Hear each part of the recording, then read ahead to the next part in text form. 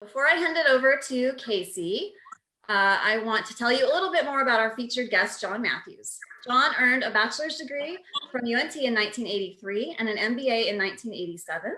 During his time at UNT, he was involved with leadership groups like the Student Government Association and NT40, and he worked side by side with top university leaders on campus advocacy efforts. After graduating, John had a long career as a Dallas police officer. He has appeared as a regular CNN and Fox News analyst and has served as a White House advisor. After graduating, he's also published 7 books, one of which is being made into a major motion picture. Now, one of the many hats John wears is owning and operating Cassaro Winery and Vineyards in Ovilla, Texas, which produces the official wine of the UNT Alumni Association, the North Texas Tempranillo. Today, we're going to hear more of John's story, take a virtual tour of Cassaro Winery, and chat about the awesome work he's doing to support the Alumni Association and student scholarships. So Casey, take it away.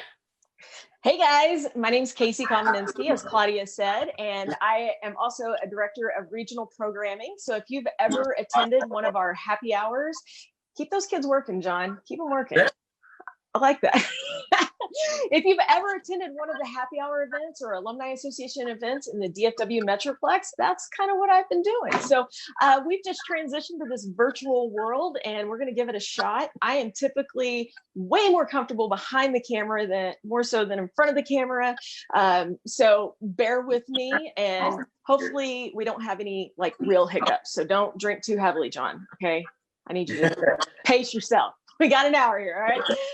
Oh man, John, I've really enjoyed getting to know you, hearing a lot of your stories. You've got a really fascinating history, but more than anything right now, I'm blinded by the medals behind you. Like you are into heavy metal, aren't you? What is going on back there?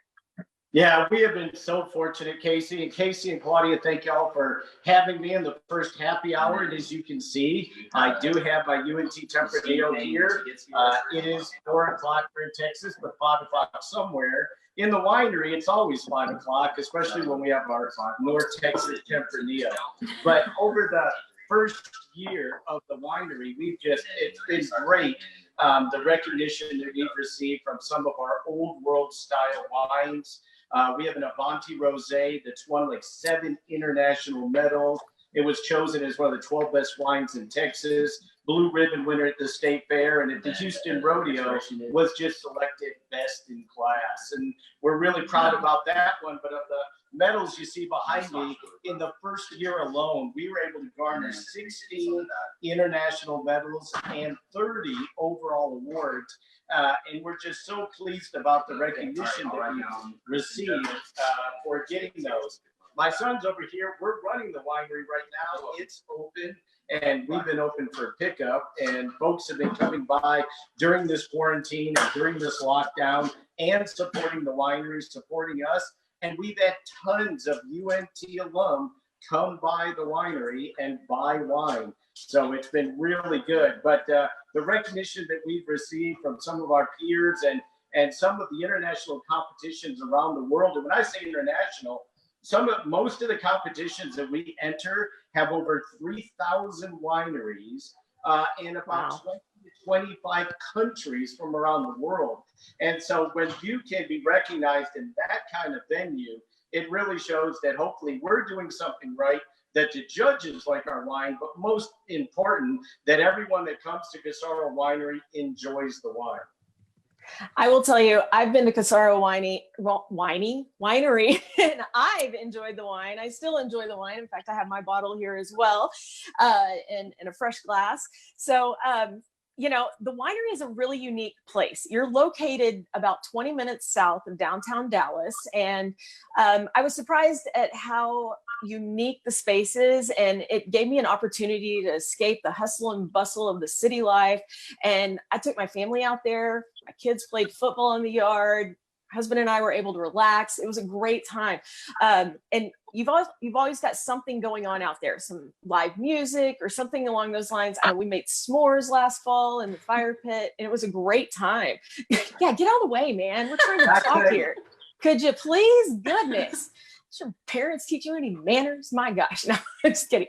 So, yeah, John, Tell us a little bit about Ovilla, because I know that that's a dry area, correct? And here you are with a winery in the middle of a dry area. Exactly right. It is a dry area. Ovilla is just about 20 minutes south of downtown Dallas.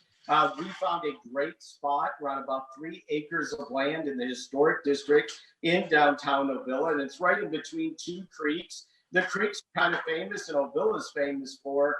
We have many churches here, even though we're a very small community. And the creeks were used for baptisms for over 100 years. And so the baptisms occur in the creeks.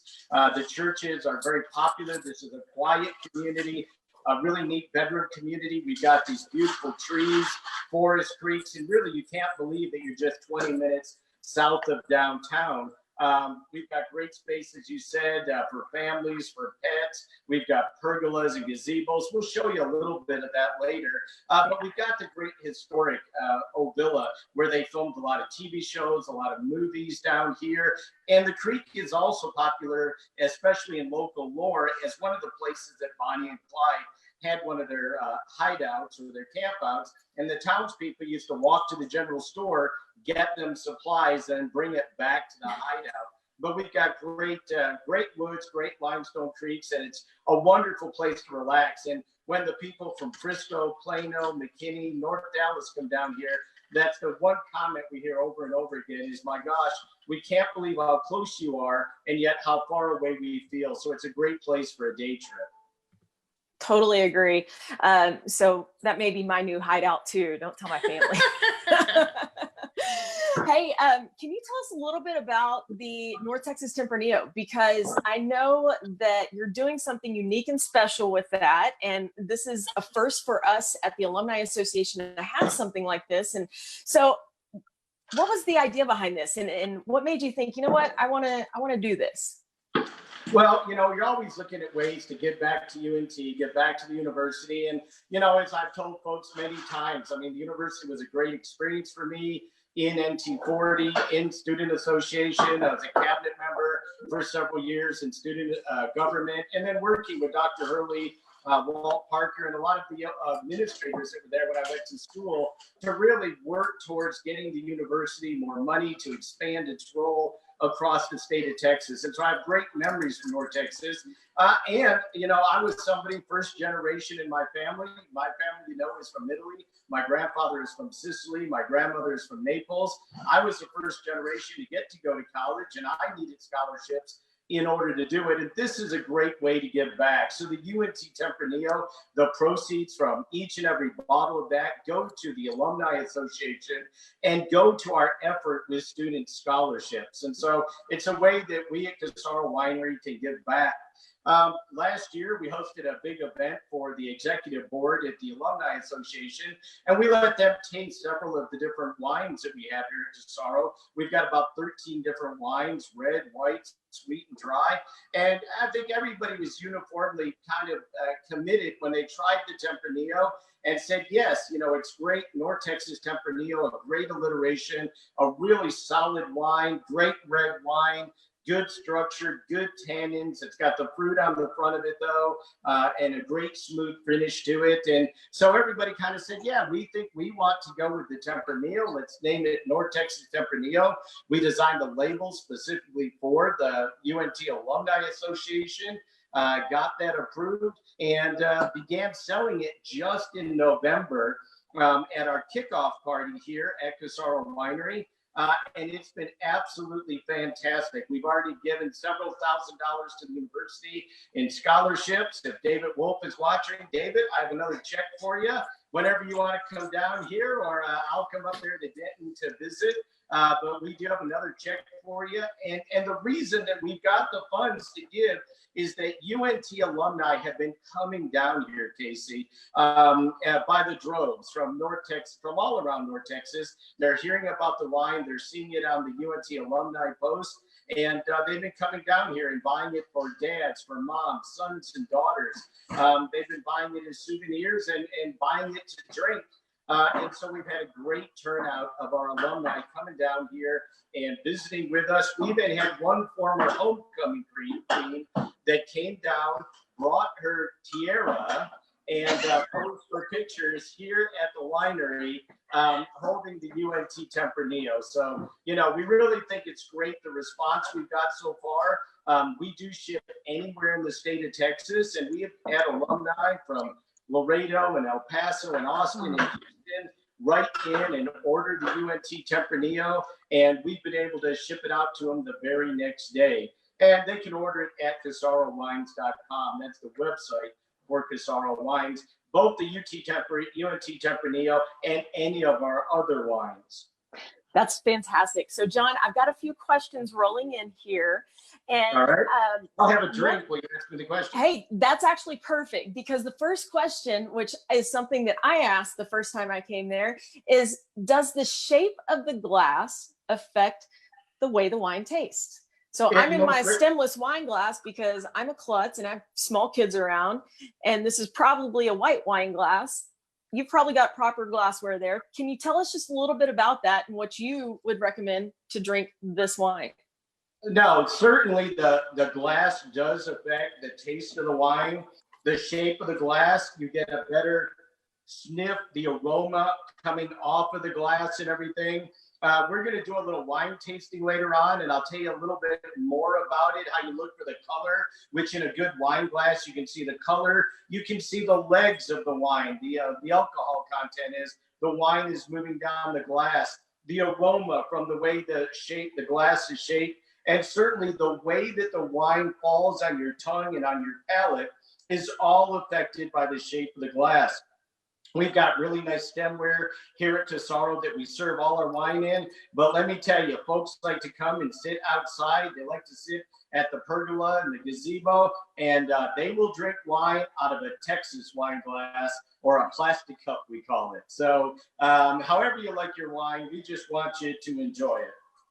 That's fantastic. And I know that I do not discriminate on glassware. So, you know, whatever keeps us safe and is kid friendly or whatever we've got going around us, that's perfect. So we've got another question here. All right. Are you planning any other UNT projects, or do you partner with any other groups or nonprofits, or, you know, with summer or springtime right around the corner, or I guess we're already in spring, but summer right around the corner, it may not be as refreshing to have a glass of red on the back porch. So is there any talks of maybe doing a white wine? Yeah, we're working with UNT right now and looking at several different white wines that may be available that we can roll out in the, in the summertime. But, Texas Tech has wine.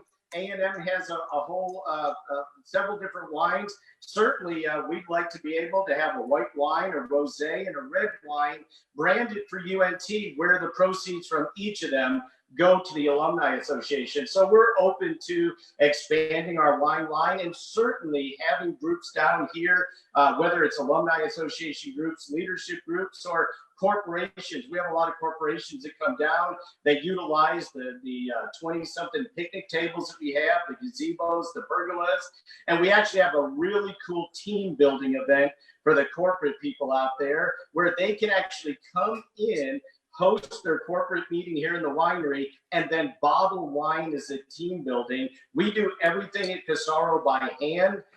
So that means that we bottle the wine by hand, we cork it, we label it, we capsule it. By the way, here's the label, here's the capsule. So we do everything from the vineyard, which is located about 2 minutes from here, where, by the way, the vines are looking great. I was out checking them this morning. We grow the Albarino, Tempranillo, and Sangiovese right here in Ovilla, and then buy other grapes from around the state of Texas to fill out our menu of the different wines that we have. So no, we're open to hosting all kinds of events. We've got weddings scheduled coming up, and as soon as we get out of this lockdown pandemic, it'll be exciting to see all the folks come out and use the great outdoor space that we have for you. I cannot wait. I am looking forward to it. So guys, stay home so we can get out of this sooner, okay? If you are just joining us, whether it's on Facebook Live or in the Zoom room, we want to say welcome. We are here with alumnus John Matthews, who has private labeled our very own North Texas Tempranillo red wine, and it is delicious. I have to say that I haven't fallen in love with very many Texas wines, but everything that John has made has been stellar. And maybe I'm a little biased, I don't know, but guys, you've got to try some of this. So be sure you order some. I want to plug this real quick before I forget. We will talk about it a little bit more at the end, but we will have John back in a few weeks, and he's actually going to do a wine tasting with us and kind of talk through some of the things he just talked about with the wine glass. And so that also brings up another question that someone asked is, what foods best pair with the North Texas Tempranillo? So as we prepare for that wine tasting, what do you recommend our audience have on hand to enjoy this with? Well, some of the characteristics of the Tempranillo is the pepper, the spice, the smokiness of the Tempranillo. So of course, here in Texas, it pairs great with fajitas, with Mexican food, and especially with barbecue. So again, that was one of the reasons when we were looking to identify a wine that we said, wow, the North Texas Tempranillo really is going to be a local favorite. We actually have a great barbecue shop right down the street from us. And lots of our clients go and get barbecue or the barbecue baked potato, come on over here, sit out at the picnic tables out on the property and drink a bottle of North Texas Tempranillo. Absolutely. I love it. All right. So we've got another question here. It says flat bottom glasses seem to be popular right now. Is there a reason for that? And what does that mean? And I have to address Mr. Todd Samuels, who just private messaged me. He's like, a kid-friendly wine glass. You know what I mean, right? We've all got kids running around. We got to be safe. I just, misspoke. My kids definitely don't. It's fine. It's fine. I promise. I'm going to shut up now. John, answer that question. We've got tumblers here at Cassaro also. Like I said, when we're doing outdoor events, we do live music every Friday when we're not in a pandemic. But we have live music every Friday. We have concerts. We call them concerts on the creek. That we have a band and a stage set up in the parking lot, and folks bring their lawn chairs and blankets and sit outside. And at most of those events, we don't use the stemware. We actually use Cassaro plastic tumblers or flat bottom tumblers. It's just better for being outside, walking around, or certainly if you're out by the pool. And then we've got plastic tumblers that they're even better. They fall over, they're not going to break. So you're not going to get some of that professional essence that you're going to get in the stem glass, but the wine is just as good. Agreed. Totally agreed. So let's see here. We've got another question. I tell you what, how are we doing on time? It's 4:23. John, while I'm reading this next question, how do you feel about taking us out and showing us the grounds and letting us kind of get eyes on that beautiful space so we know what we can look forward to once we're out of this quarantine situation? And we can talk about the space and everything that's going on out there. But somebody asked, do we have any plans to We'll go up to. Oh yeah, Joe, you got to handle this, kid. All right, John, I have my cameraman with me, and we're going to walk, and you're going to see me walking through the winery out back. We took a 1910 farmhouse, a Texas farmhouse that was a trailhead house for cattle going from here to Fort Worth to the Chisholm Trail. We kept the historic outside since we're in a historic district here in Ovilla, but we turned the inside into an Italian farmhouse like I go to and my family goes to when we travel to Italy. So Joe, follow me. We're going to walk out here. We'll walk outside on the back and get a glimpse a little bit of the inside of the winery and then our great public space out here. That's perfect. Hey, John, while you're walking, I need to let our producers know that my computer just died. So good thing I'm on my phone. And if you're shooting questions over to me, just bear with me so I can get some juice to this machine here. Technology is grand. Oh man, it's gorgeous out there. That's where we need to be right now. I hope some of you are sitting outside enjoying this weather and enjoying a refreshing glass of whatever you enjoy. How many acres do you have there? On the property a little bit, or maybe you can see it behind me, Casey. Like I said, nearly 3 acres here in the historic district. We're settled in between the two creeks to kind of form the historic district here in Ovilla. And we've got gazebos, we've got pergolas, we've got a lot of picnic tables, and just a fire pit down there. And any given night, when it's non-pandemic, we may have 20 people out at the fire pit. And when I see a group down there enjoying it, we break out the s'mores. And a lot of times I'll break out the s'mores for the kids. And before you know it, the adults are over going, hey, we want it too. And everybody's participating in wine and s'mores. May not sound like it pairs great, but everybody has a really good time. Oh, it totally pairs great. I promise. Trust me. I'll vouch for it. Ringing endorsement here. Awesome. So yeah, just look around. That's incredible. That's beautiful. And to be able to get away from the city and just enjoy that and relax. I know I've been out there in the evenings and the music is just phenomenal. Anyway, I digress. Can you tell where I want to be right now? All right. So we do have, okay, I had a question. There it is. What's up, John? Go ahead. I was going to say, one of the questions that we had. I was going to say, this is a great place to be quarantined. And we're about to see why. I know this. It is a great place. I feel like there might be a little bit of a lag, so bear with us.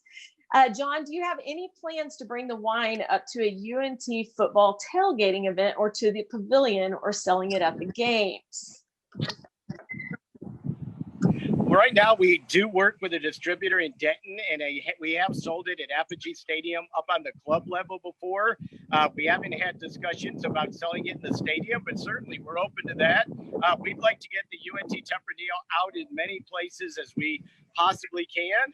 And so I'm glad to work with the administration in whatever way they'd like to roll that out. That's fantastic. And guys, if you're not familiar, we do have an Alumni Pavilion that is just outside of Apogee Stadium. It's a great place to come hang out before the football games. It's open 2 hours before kickoff, and there's usually some live music, great food, great people. And so once we're out of this, go to the winery and let's meet up at the pavilion as well. Okay. So John, why don't you show us what's going on in the winery? Tell us a little bit about that. And all right, we're going to walk over. We'll walk over to where I've been hanging out this entire quarantine, Casey. Oh, John, somebody just said they want to see the river. Might be a little bit of a hike though. You can't give away my hideout spot, right? All right. If you can see, Joe's kind of following me with the camera here. We're making our way into the winery, which is in the back of the building. We've got wine in wooden barrels. We've got wine in stainless steel tanks.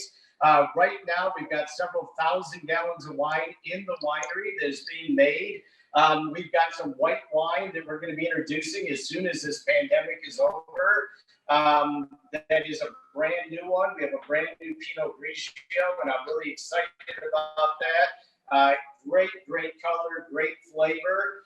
We also have a Cabernet that we're making that we're going to introduce, a Nebbiolo, which is one of our most popular wines. And I'm always playing around, Casey, trying to make wine and play with it, make it a little bit better, and see what I can come up with. And we'll also be introducing later in 2020 a Montepulciano. So a lot of Italian varieties. That's kind of my background. That's my passion. And that's what we're going to be rolling out throughout the rest of 2020. Hey, that's not kind of your background. That is your background. You're about as Italian as they come. Buddy. Oh, that's the fact. Yeah, for after 37 years in law enforcement and working at my real job, coming to the winery, hanging out at the winery, watching people enjoy the wine. We import our meats and cheeses, so we have meat and cheese boards with olives, and we have one of our specialties is a pecorino cheese from Tuscany that we serve with honey, because that's how we eat it in Italy. That way you can enjoy the sharp, dry cheese, the sweet honey, and of course, a great glass of red wine to go with it. And so, we do have the meat and cheese boards for you to enjoy when you're here also.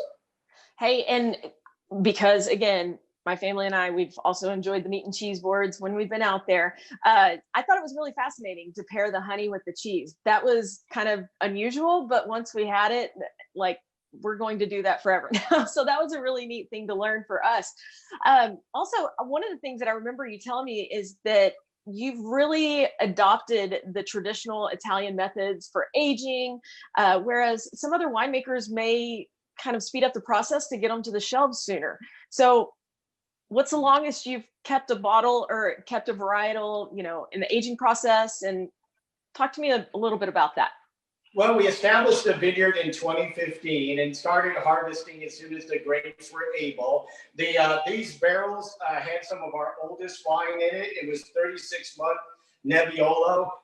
Most of our red wines, 18 to 24. If we could age them 30, 36 months, that's even better for the wine. It gives it more stability. It's going to last longer. Your white wines you can turn out, in 8 to 12 months. And so some of the 2019 whites that we harvested last year is what we're going to be introducing in May and June. But we try to work with the old world practices a little bit more. We don't want to rush the wine. We want the grape to speak for itself. I'm not really big on blending, so almost all of my wines are pure, whatever that grape is. Our Bianco is 100% Trebbiano. Our Nebbiolo is 100% Nebbiolo. The same with our Montepulciano and our Cabernet. Our El Brejino, both our sweet and dry El Brejino are both 100% El Brejino grapes. So I really try to stick to the Italian tradition that the grape makes the wine, and we try to work with it the best we can. We don't want to rush it. So every week I'm coming out here, I'm tasting the wine, I'm seeing how it's aging, I'm seeing if the taste is where I want it to be, if there's something I need to add to it, if there's something I need to adjust, to balance it a little bit better. And so that's one of the great fun things about winemaking is you're continuously doing that process. And you'll probably never, ever get it to the point where you go, oh my gosh, this is where I want it. This is perfect. But you keep trying and you put it out there. And like I said, the response from the folks that visited and tried the wine has been absolutely phenomenal. And we really appreciate that. I have to tell you, this has been a huge pride point for us. And I think that it's so funny. When I first took this job and I started meeting with different alumni that serve on our volunteer boards across the Metroplex, one of them said, Casey, there's a lot of pent up pride out there. There's a lot of people that are looking to scream, go mean green. And this is just one more thing that is bringing people out of the woodworks. And it's a conversation piece. And I know people are going, I had no idea we had that.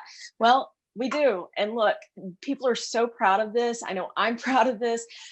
So we can't thank you enough for that. And guys, if you're just joining us on Facebook Live or in hopping over to the Zoom room, again, welcome. We're here with alumnus John Matthews, and he is our winemaker for the North Texas Tempranillo. And I believe Claudia is also giving you guys the link so that you can order this wine and get it in time for our tasting in a few weeks, which we'll tell you the date at the end. We want to keep you hanging on there. So be sure to order those wines and try some of the whites, try some different varietals of the reds. They're all phenomenal. I mean, truly phenomenal. So, you mentioned the law enforcement side of things, and I'm curious, how geeked out were you when you realized that you were on Bonnie and Clyde's property and the history there and your law enforcement background? Was that just like a really cool day for you, or what? Yeah, I mean, it's really neat. I've been in law enforcement 37 years with 4 different agencies. I was actually chief of one agency where Bonnie and Clyde had robbed a bank. I was chief of the agency where they filmed the movie out there. And so as coincidences had it, our paths have crossed over the years. When I worked in Dallas, my first assignment was on a beat where Bonnie was buried. One of my other assignments was down in Oak Cliff in West Dallas where Clyde was buried. I used to tour different dignitaries around and show them some of the Dallas infamous areas in the Texas Theater where Lee Harvey Oswald was captured right across the street from my office. Clyde Barrow's grave right down the street, and the home of Dallas's first serial killer, the eyeball killer, was right down the street from me. And so we used to kind of take folks around and show them some of these infamous sites, and even Lee Harvey Oswald's house where he stayed, and the spot where Dallas Officer Tippit was murdered before or after the JFK assassination. So my career in law enforcement, again, being able to kind of transition into the winemaking. I've been making wine on and off for 30 years. I've been sending it to friends and clients, and I've got bottles that go way back. But to be able to do it full time and to have it out there. Like I said, when you work in the area that I do with serial killers and mass shooters, and that's what some of the books have been on, and the movie is about. It's kind of the grim side, the worst side of humanity. And to be able to walk into the winery, to see people laughing, to see them smiling, to see them enjoying themselves is such a great kind of end to my career. And it really makes it worthwhile to me. I think that's a great transition in a way to bring some happiness in a otherwise dark world that you may be living in on a day-to-day basis. So good for you. And again, to be quarantined there, rough life, man, rough life. I've been posting pictures on Instagram of me being quarantined in the winery, and since I don't want to open a lot of our bottles, I'll just actually go over to one of the tanks and use a testing port and pour a nice glass of North Texas Tempranillo or Cabernet for myself and sit here with some of our imported cheeses and meats. And again, we're still doing pickup. So we're open 4 to 7, Monday, Tuesday, and Wednesday, 4 to 8, Thursday and Friday. And we're open on the weekends, noon to 6 on Saturday, 2 to 6 on Sunday. So 7 days a week, people can come by. They can order wine online. We'll have it ready. They can call the winery. We'll have it ready for them. If they want, they don't even need to get out of the car. As you saw my son earlier, he was doing one of the curbside pickups. Folks that called in, ordered wine, they just drive in. You don't even have to get out of your car, and we'll bring it right up to you. So we're trying to serve everybody during this difficult time, and we can't wait, though, until this is over and we can open back up and have a great UNT party like we did last year with 150 alumni outside enjoying a jazz band, enjoying a football game, and enjoying the UNT wine. Man, I can't wait either. Hey, so the barrels, the wine goes from the barrels to the tasting tank. Is that correct? The wine usually goes from the barrels into one of our stainless tanks where we finish off the wine to get it exactly where we want it to be. After that, it goes from the tank. And Joe, you can kind of pan around a little bit here. We'll show you a little bit of it. So it's going to go from one of the tanks. All of the equipment is made in Italy and moved over here. Everything fits and works together. So we'll take the wine from one of the holding tanks where we finished it. It'll go over to the bottler, and we'll actually bottle the wine right here. You can see we've got a multi-unit bottler here, so we can bottle the wine right here. Then from there, we'll actually move it over to a table where we'll cork it. And so we manually cork every bottle. So from the vineyard, from when we're working with the grapes in the early spring and throughout the summer, till when we're crushing them, fermenting them, bringing the wine into the tanks. We touch every single step of the process. We'll go from the bottler to the corker. We hand cork it. We've got all natural Portuguese corks that we use. That's where the most corks come from, is Portugal. Once we cork it, we take it over and have a table set up. We have a UNT label that we put on those bottles. Then we'll take it over. We'll put the capsule on it and heat shrink that capsule on it. And then you get to see the final product, which is the bottle of the North Texas Tempranillo with the label. Woo! And the capsule on it, ready for you to enjoy. That's impressive. That is really, so I have to know, is it just as hard to get the cork in as it is to get out? I mean, or am I the only one on the struggle bus? Let me tell you, in the tasting room, we went to all electronic corkscrews so that we can simply get them out as fast as we can. On the biggest day here, we've had up to 350 people in the winery, and you're going through wine really quickly. So I recommend electronic corker. But yes, it is as difficult getting the cork in. We have a manual corker here. We do everything by hand. This is a real family business, and a lot of times it's the family in here doing every step. But other times our wine club members, and we have a great wine club. Our wine club members will come in and volunteer to help out, and we'll actually form an entire assembly line here in the winery, taking the wine from the tanks into the bottler, bottling it, corking it, labeling it, capsuling it, and then placing it in the cases so it's ready for you to pick up when you come to our tasting room. That's amazing. And of course, you do that 6 feet apart right now, so everything is safe and good. John, somebody's asking, can you tell us a little bit more about the flavors of the Tempranillo? More specifically, is it a dry wine or not? The Tempranillo it's a dry red wine. Tempranillo is a Spanish grape. It actually grows well in this climate. Matter of fact, it's very, very popular right now among grape growers. A lot of people ask me, well, why did you put those grapes in your vineyard? And to be honest, that's what grew in my soil, the terroir, we call it, the environment where the grape grows. That's what grew for me. The Albarino from Portugal, the Tempranillo from Spain, and the Sangiovese from Italy are the 3 ones that we have in our vineyard because that's what grows there. The wine has got a fruit front on it. You can pick up notes of spice, of pepper, of smoke. But this don't give everything away right now. We have a tasting coming up. Don't give everything away yet. But yes, so it's a dry red wine. That was a really nice way to say stop, John. Stop. Okay. And you did. You did great. Oh my gosh. Hey, it's funny because you mentioned your family, your heritage, and we have a question. Somebody's wanting to know a little bit about your relation to Dr. Matthews of Matthews Hall. No, it really is no relation that I know of, so I don't know. Interesting. Well, we're just telling everybody it was, because it sounded cool.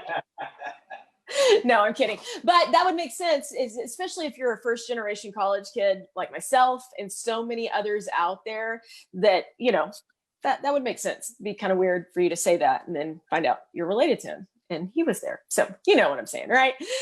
All right. But let me tell you, Casey, since I went to North Texas, my brother also graduated from North Texas, and my oldest son graduated from North Texas. So we've kind of built, I was the first, kind of built a nice history of our family going to North Texas. It's what we call an eagle's nest right there. I also brought my little sister to North Texas, and I've got 2 little ones that are just itching to go to UNT when they're out of, one's in 4th grade and one's in kindergarten, but we'll get them there. It's fine. So I feel that's great. And I love that. And I know that there's so many more stories out there like that. And we'd love to hear them from you guys. What's your story? What brought you there? And John, I think that's another question is what made you decide to go to UNT?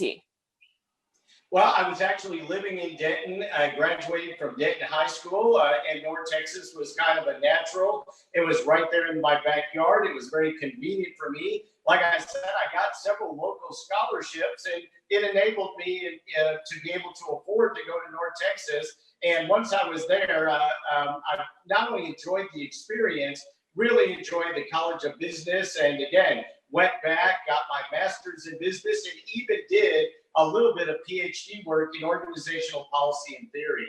So I enjoyed my experience in North Texas. I enjoyed working with Student Government Association and with the leaders there. And I think some of the faculty in the College of Business was absolutely phenomenal when I was there. And some of the things that they taught me, some of the lessons that I learned about time management, business communications, I've literally used that throughout all of my career.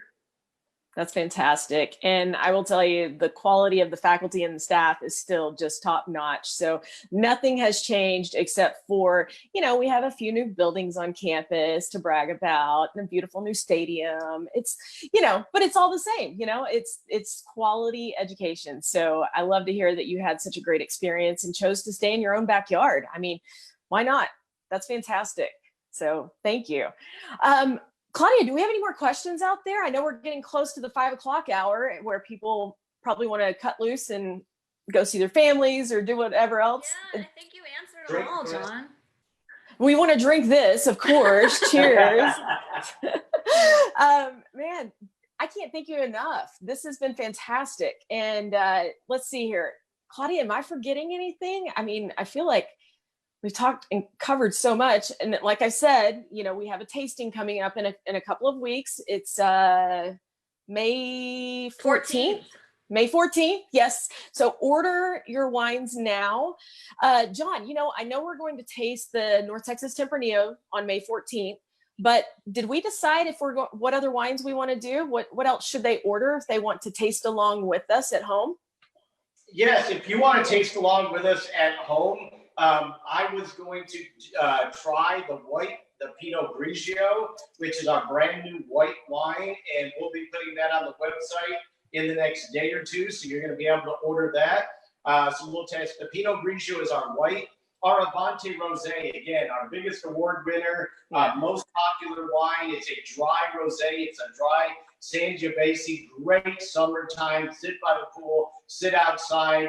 I cannot tell you, people literally buy it by the case and take it home. So the Pinot Grigio for the white, the rosé for the rosé, the Avante Rosé, and then the Tempranillo, of course, for our red. So those are the three that we're going to be tasting on the 14th.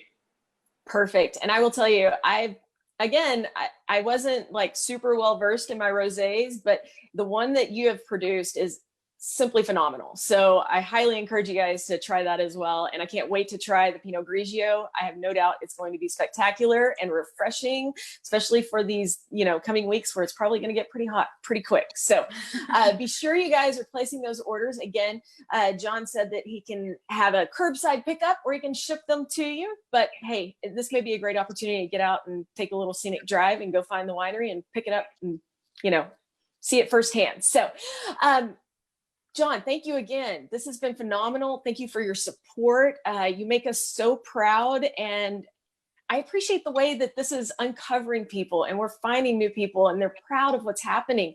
So thank you. From the bottom of our mean green hearts, we thank you. No problem.